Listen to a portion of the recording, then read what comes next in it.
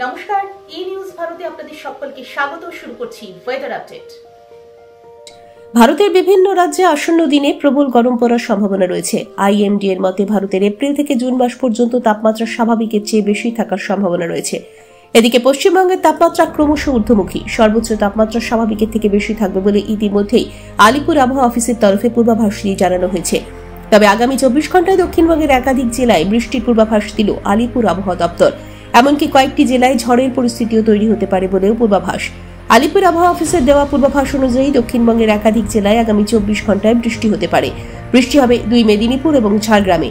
এমনকি দক্ষিণ 24 পরগনাতেও হালকা থেকে মাঝারি বৃষ্টিপাত হতে পারে বলে জানানো হয়েছে হাওয়া অফিসের তরফে।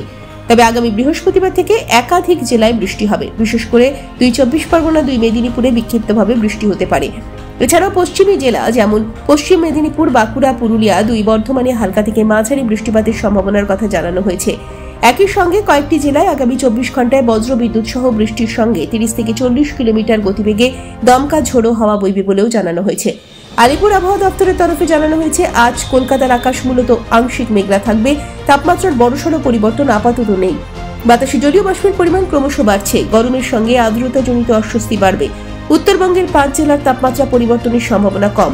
আজ কলকাতা ও তার পার্শ্ববর্তী অঞ্চলে দিনের সর্বোচ্চ তাপমাত্রা 35 ডিগ্রি সেলসিয়াস, সর্বনিম্ন 26 ডিগ্রি সেলসিয়াস। বাতাসে আপেক্ষিক আর্দ্রতার পরিমাণ 51%। ব্যুরো রিপোর্ট, ই নিউজ ভারত।